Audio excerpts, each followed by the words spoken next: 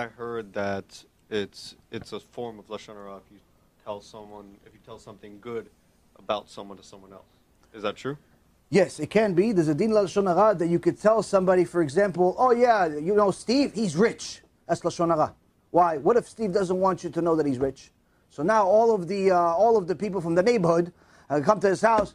Steve, tzedakah. But Steve wants to be an anonymous person. He wants to give tzedakah, but anonymously. He doesn't want people knocking on his door. So what you did is you said LaShon HaRa. Yes. You have to make sure that if you say anything about somebody, he wants it to be known. Not that it's his own private information. And again, generally speaking, it's better to never speak about people. Never, unless there's toilet, there's some useful thing coming out of it. Like, for example, what we just did now, which is warning the public. That's useful information that anybody that's watching or following or reading this person's work, automatically after he listens, he double checks what I just said. He sees everything I said is true. He takes the books from the library right into the garbage. That's useful. But saying that Steve is rich or Joe is I don't know, he did this, he did that, there's nothing useful that's going to come out of it. And most of the time it can create ayin hara. Create ayin hara, create a lot of things. Nothing good will come out of it. So generally speaking, it's better to never speak about people unless it's for a useful purpose. And also, how would someone actually do tshuva for LaShon HaRa? How would somebody do tshuva for LaShon HaRa? Few things. First and foremost, like everything else, he has to stop. Has to stop saying LaShon HaRa. Second, he has to commit to not talking about other people, not saying LaShon HaRa in general in the future. Meaning not just stop today, but already make some type of plan of how could I stop myself from doing it in the future. What triggered me? Oh, every time I meet Steve, he likes to talk about people. So you know what? From now on, I'm not hanging out with Steve. Oh, every time I go to this class, I talk about people. Okay, from now on, I'm not going to the class. He does things and he sets himself up with some type of fence to preserve himself, if you will. Third thing is, he contemplates what he did and what kind of damage he caused, and he regrets it. He regrets it. He starts feeling bad for it. Another thing is, he tries to fix it. How? He has to go and try to say, listen, he tells the person, listen, you know that rumor that came out about you, or the information that came out about you, it came from me. And I want to let you know, I'm sorry, and I'm doing tshuva, I'm really sorry.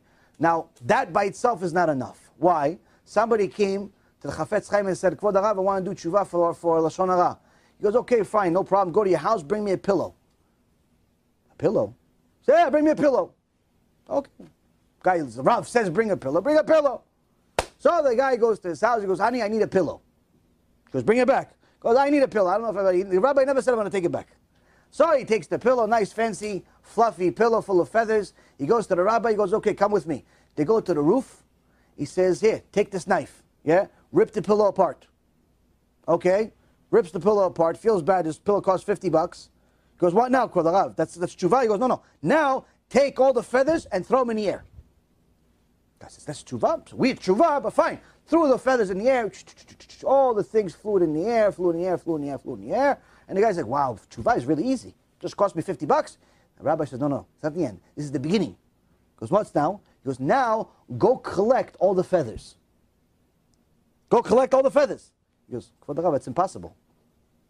That's impossible. One feather's over there, one feather's over there, one feather, I don't even know where it went. He goes, that's tshuva for LaShon HaRa. It's impossible to know the magnitude of your damage. Impossible. Why? You said one thing. Who knows how far it traveled? You wrote a comment on the internet. Don't listen to Rabbi such and such. He is too hard on people. He talks about Gehenom in every shiur. And guess what? You don't know how many people read that comment, and because of that, they didn't listen to the shiur and didn't do tshuva. Now you have a serious problem. You have a serious problem. You have feathers that are lost, and you don't know the magnitude of your sin. So what do you do aside from stop? Aside from putting a fence for yourself to not do it again, and aside from being sorry for the magnitude of damage that you've done, that you don't even know how big it is, you have to do the opposite. What? Publicize Torah that teaches people not to sin. That teaches people to do tshuva. You have to become a partner in kiruv. You have to help people do tshuva. Why?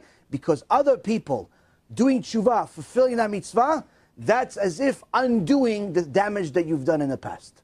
So kiruv becomes a very, very serious part of all of our tshuva, and that's why in Sefer Yecheskel, the prophet Yecheskel says, don't let your sins from the past be a stumbling block in the future, meaning that, yes, you've done sins, yes, you want to do tshuva, but in reality, the only way for every person to do tshuva is to become a partner of other people doing tshuva.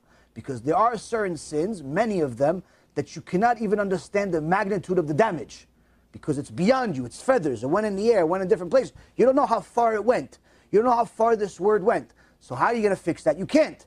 You could only fix it by getting somebody else to stop, by getting somebody else to do it. Same thing with wasting seed, same thing with Chilul Shabbat, and all of the other sins, you have to get other people to do tshuva. When you do that, that's the only way to really undo the damage that we've done in the past.